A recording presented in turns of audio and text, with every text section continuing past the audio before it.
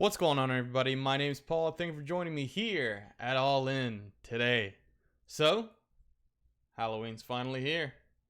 I'm sitting here fresh as hell. Me and my boy Spooky Dan, the Skeleton Man.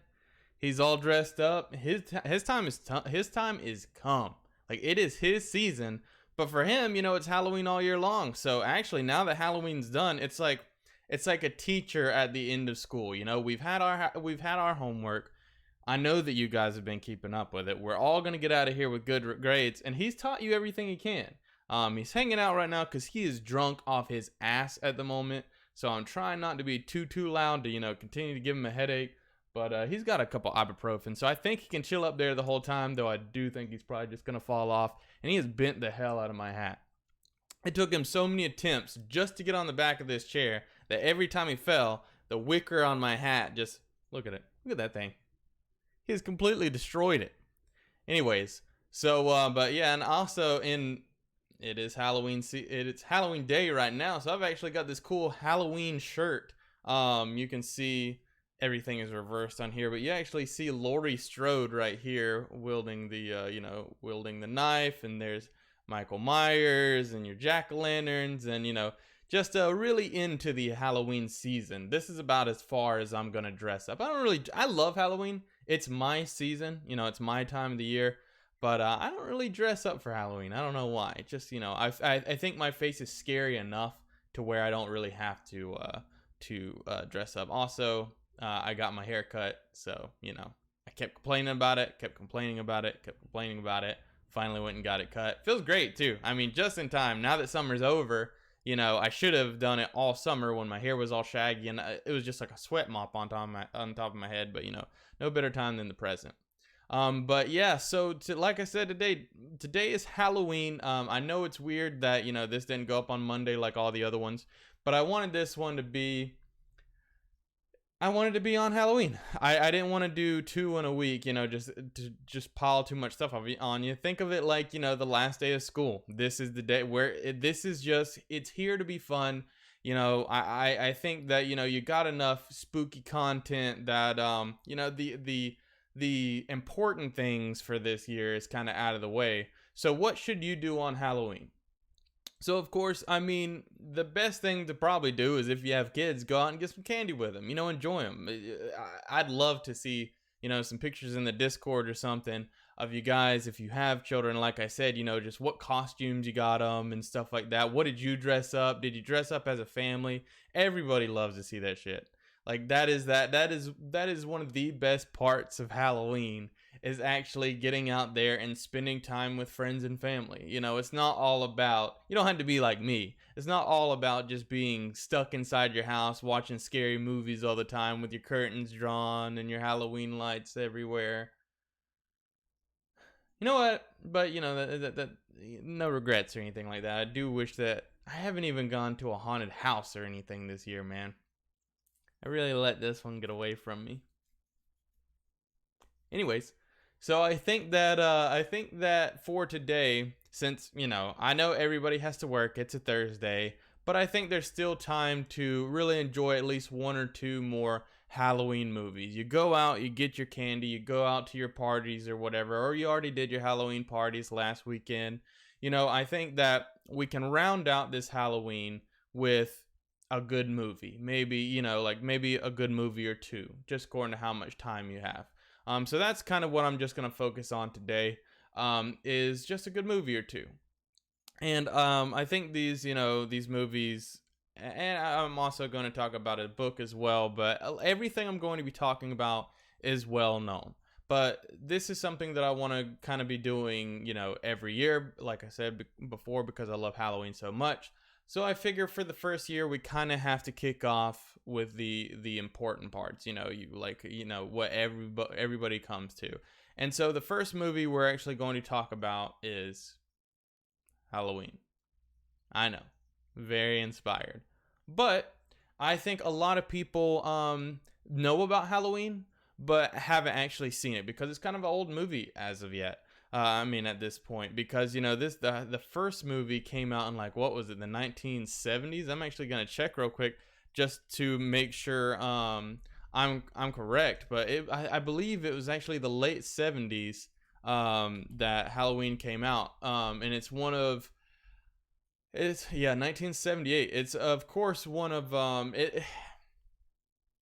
it's one of John Carpenter's, like, it kind of, I know, to me personally, of course, I wasn't alive back then, so people might have known him for other things, but it's one of the things that I know him for that got him on the board. Kind of made him the the horror movie powerhouse that he is today. The first Halloween actually was kind of like, watching it now, you kind of realize it's a B movie. It's kind of an indie flick. There's not a lot to it. It's not a high production cost. There's not like this, not even a huge body count or like over the top gore like you get from not a lot of the, like, the Friday the 13th or Nightmare on Elm Street or anything like that. It's pretty subdued when it comes to that type of stuff. The series really doesn't start getting gory until later on. And even then, it never gets too crazy until, the Rob Zombie remakes, which you can just kind of pass on. But the first Halloween was really a knockout. And honestly, out of the slasher movies genres, of that era, everybody always thinks Halloween, Friday 13th, Nightmare on Elm Street. For me, the first Halloween was always the best of them. I think the other ones are good. I'm not a huge fan of Nightmare on Elm Street. They're okay. But I think the first Halloween is just, it's not funny. It's not really silly. It's just scary. It used to be very scary as a kid. And I think it still holds up, in my eyes. It still holds up remarkably well because they're not trying to go too crazy with like gore, special effects, or anything like that. So it is just a good, scary movie. So like I said, it was also known as like the babysitter murders and stuff like that. So like, it's a very simple premise that is just done super well. And as far as that goes, you can kind of throw, I think Halloween 2 was okay, but the rest of them you can kind of throw out. There's a couple good ones. Halloween H2O, if you really want to get deep. Halloween H2O is a good one. Really the first Halloween and Halloween H2O are really only the standouts. And I've watched all of these 100 times. But I think those are the only two that really stand out in my mind.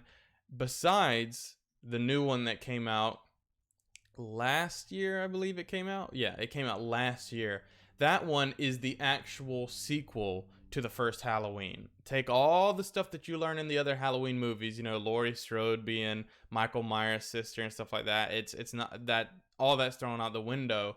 And I think so like, it picks up with Halloween 1 being the only movie that has ever came out, or like the only thing that has ever happened.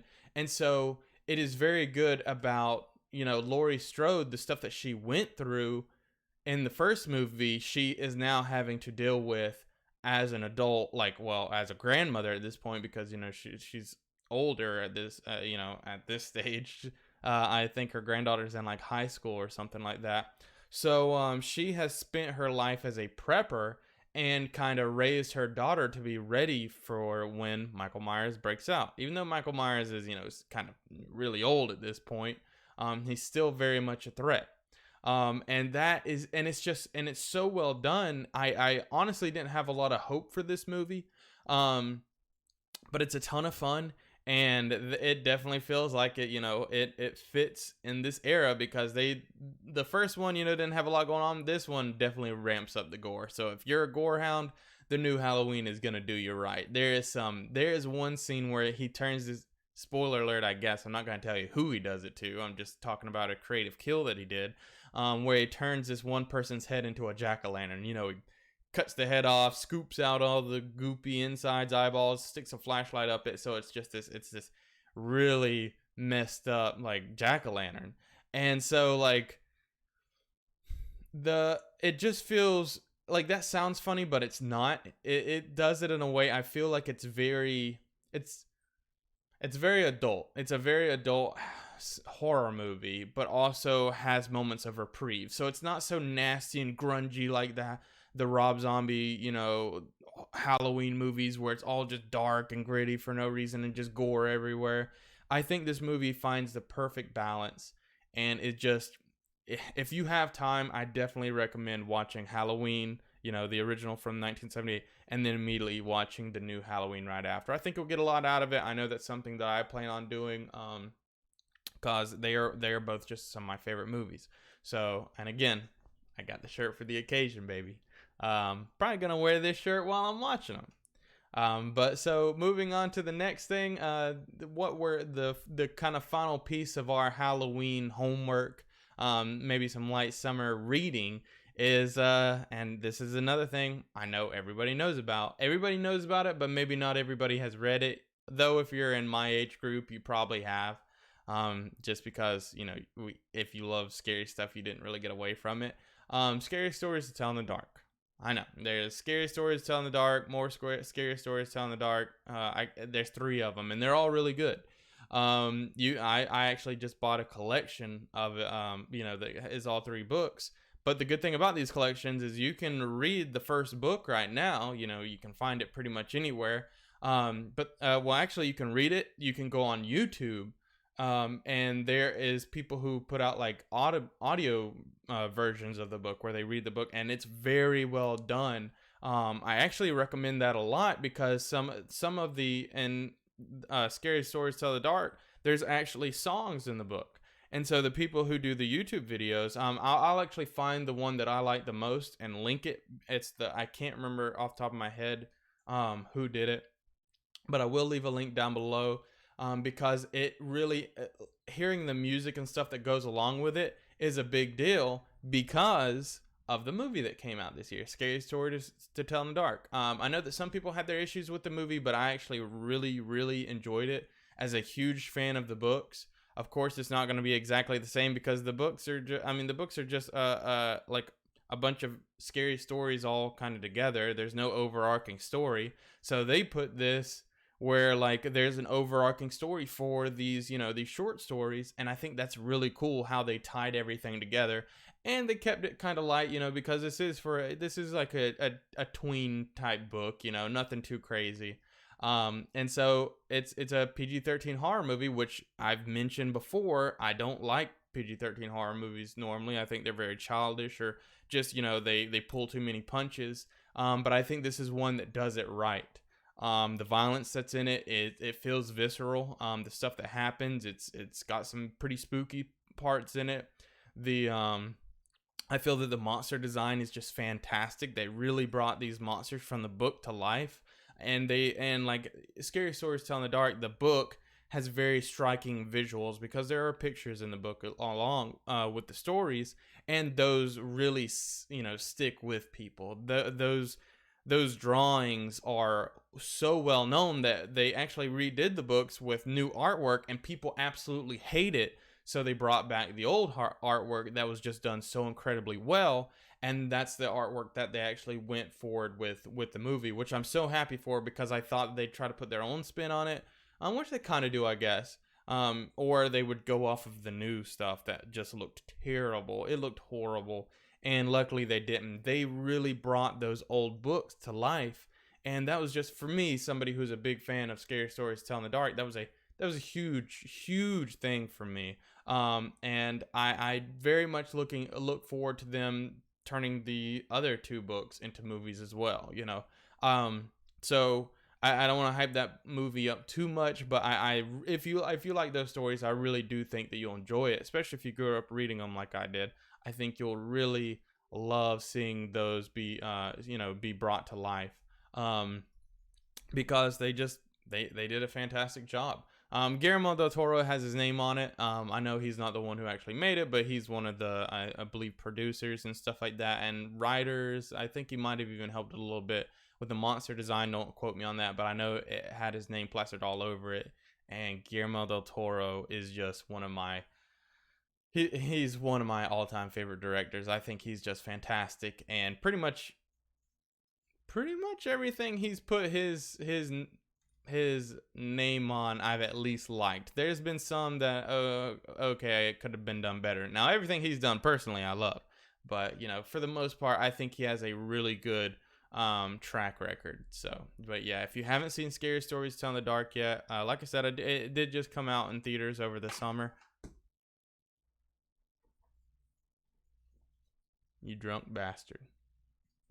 You don't get these back now. If you haven't seen them yet, I do believe that it will be coming to it might already be on DVD and Redbox. I'm not really sure, but definitely give that a check out if you haven't watched it yet. That is one of the perfect Halloween movies to watch if you've already seen the Halloween franchise, like I have 1,000 times. But Scary Stories to the Dark is newer, so if you haven't seen it, if you didn't get a chance to go see it in theaters, really pick that up, make you some popcorn, and get ready to get spooked, because like I said, I think the monster design was just really well done. Well, so that is going to bring an end to our horror homework for this year. Guys, I really appreciate you guys for spending time with me, for these past couple weeks. I've had a lot of fun doing these. Hopefully you guys have really enjoyed them as well. Hopefully, are looking forward to next year when we can do this again. I'd love to do more stuff like this, but like I said before, Halloween is just really my time of year, and I could just go on and on about anything horror. So I really, like I said before, I really do just appreciate you guys letting me do this and spending your time, and like the people who've talked about what they do for their Halloweens, and what is some of their favorite horror movies and books and stuff like that. It's just really meant a lot to me, the amount of support that you guys have shown me. And the support is what's kept me going and doing these, because if you're a part of this channel, you already know I'm really bad at keeping a schedule.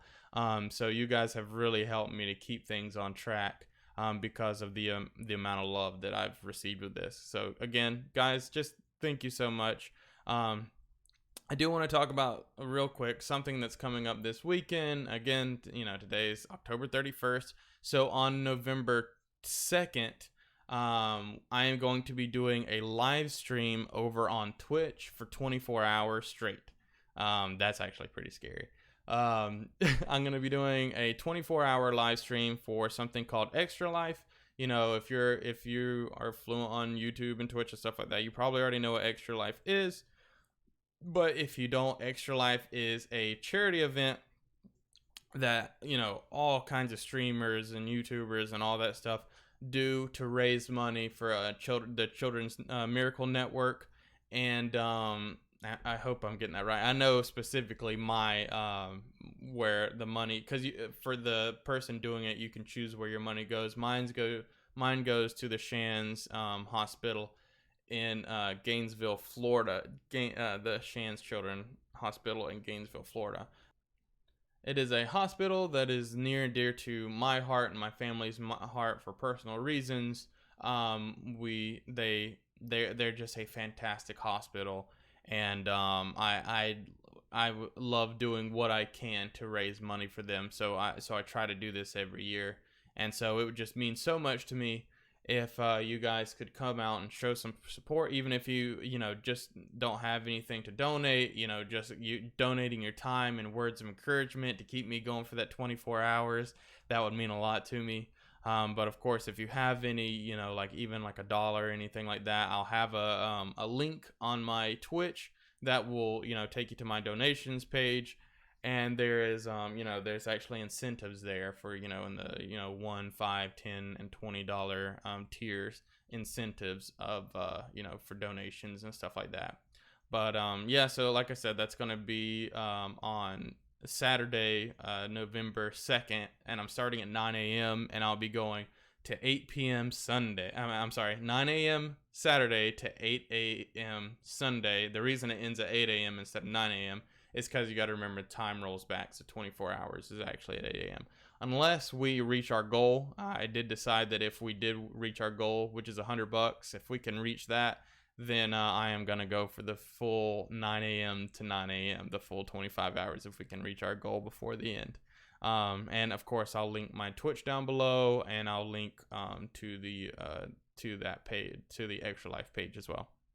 But yeah, guys, really be safe this Halloween. I hope you guys have a great time, get a lot of candy, make you some popcorn balls, and just snuggle up on the couch and maybe make some hot chocolate. I know that's a big plan of mine. I don't know what it is, but I'm really loving me some hot chocolate right now. So I'm going to get me some popcorn, some hot chocolate, and watch me some spooky movies and keep my light off so that no kids try to come up and steal all my candy. That's my candy. You can't have that candy. I bought that candy. And but yeah, so that's my plans. So again, guys, I really thank you for stopping by, and I hope to see you next time. Bye bye.